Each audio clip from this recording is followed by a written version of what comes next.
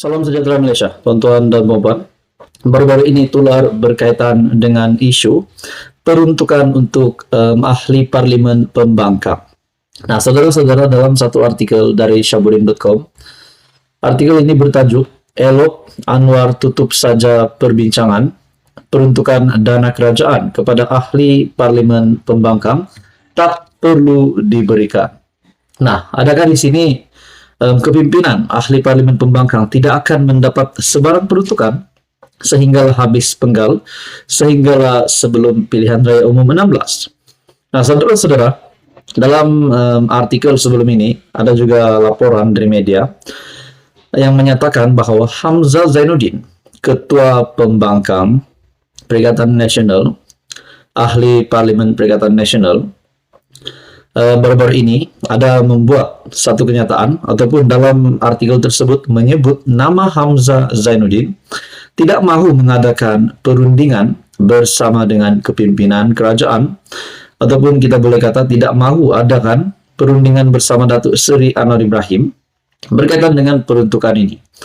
Nah, adakah itu menjadi penyebab utama kalau perkara ini benar, seperti apa yang dinyatakan dalam artikel ini, ulasan dari Syahbudin.com, "Elok Anwar tutup saja perbincangan peruntukan dana kerajaan kepada ahli parlimen pembangkang tak perlu diberikan."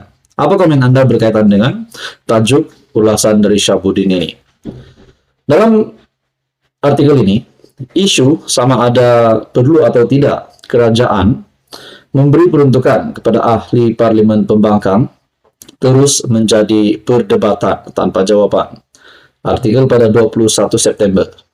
Bagi Perdana Menteri, pendirian beliau adalah jelas, yaitu jika ahli parlimen blok pembangkang inginkan peruntukan bagi menjaga kawasan masing-masing, mereka harus datang dan berbincang terlebih dahulu dengan kerajaan. Artinya kerajaan tak boleh dan tak akan memberi peruntukan begitu saja kepada ahli parlimen pembangkang tanpa apa-apa perbincangan, persefahaman atau perjanjian.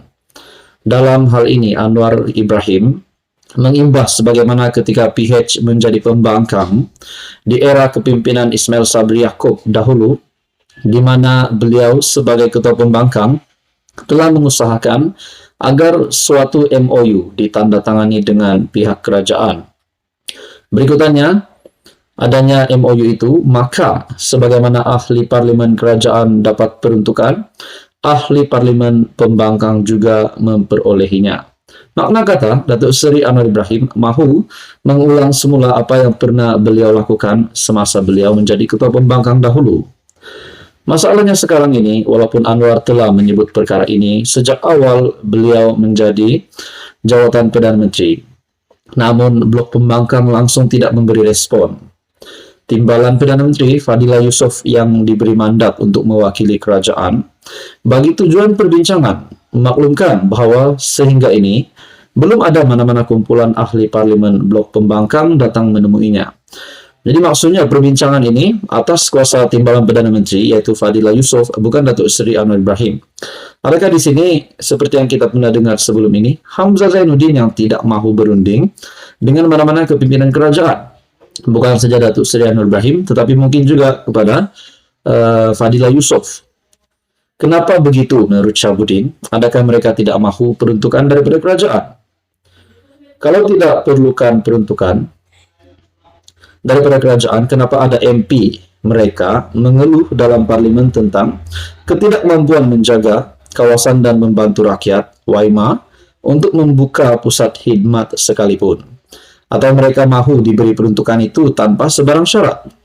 Dalam hal ini, meskipun Anwar ternampak masih mempunyai ihsan serta rahmah, ingin memberi juga peruntukan kepada ahli-ahli parlimen pembangkang, hanya dengan syarat mereka perlu datang berbincang menurut artikel ini. Saudara-saudara, sekian saja, teruskan bersama di dalam channel ini untuk info yang seterusnya. Nah, kan dah kena.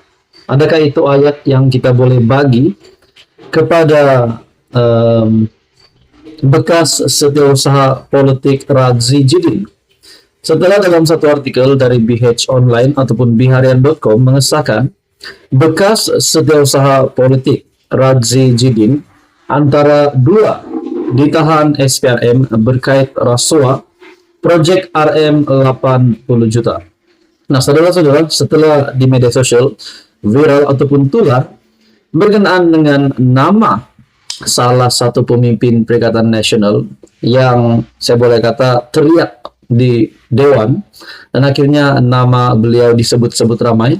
Bahkan ada juga gesaan yang diterima oleh SPRM daripada kepimpinan politik untuk menyiasat Radzi Jidin semasa era Perikatan Nasional mentadbir menjadi kerajaan dahulu, dan Radzi Jidin pada ketika itu adalah Menteri Kanan Pendidikan. Nah, tuan-tuan dan puan yang amat dihormati, satu artikel dari biharian.com, BH Online mengesahkan bekas setiausaha politik Radzi Jidin antara dua ditahan SPRM berkait rasuah proyek RM 80 juta. Dua individu termasuk bekas setiausaha politik kepada seorang bekas Menteri Kanan ditahan SPRM kerana disyaki meminta dan menerima rasuah bagi proyek bernilai RM 80 juta membabitkan sebuah kementerian. Bermakna, adakah kita boleh kata ini juga adalah salah satu salah laku yang berjaya dibocorkan semasa kepimpinan Perikatan Nasional menjadi kerajaan, dan Perdana Menteri pada ketika itu adalah Tan Sri Muhyiddin Yassin ataupun Mahyadin. Dalam artikel ini mengesahkan mereka ditahan jam 11 malam ketika diminta hadir memberi keterangan di pejabat SPRM Putrajaya. Suspek pertama berusia dalam lingkungan 20-an yang juga bekas setiausaha politik kepada seorang bekas Menteri Kanan, manakala suspek kedua ialah pemilik syarikat berusia lewat 50-an. Mereka dipercayai bersubahat dengan bekas Menteri Kanan itu meminta dan menerima rasuah melalui syarikat suspek kedua daripada kontraktor sebagai balasan meluluskan proyek percetakan buku secara rundingan terus, kata sumber itu. Nah, sebelum ini juga kita mendengar gesaan terhadap SPRM untuk menyiasat bekas Menteri Kanan Pendidikan Perikatan Nasional itu, yaitu Radzi Jidin, dan hari ini pula kita mendengar penahanan ataupun tangkapan kepada dua individu ini.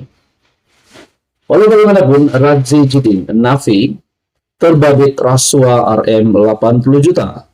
Sementara itu, bekas Menteri Kanan merangkap Menteri Pendidikan dalam pentadbiran kerajaan sebelum ini dalam kenyataan menegaskan bahawa tuduhan terkandung dalam mesej tular yang mengaitkannya dan isteri dengan percetakan buku JQAF untuk prasekolah adalah tidak benar sama sekali. Isteri saya juga bukan seorang kerabat diraja dan beliau tidak mempunyai apa-apa kaitan maupun kepentingan di dalam syarikat yang dinyatakan dalam mesej yang tular tersebut.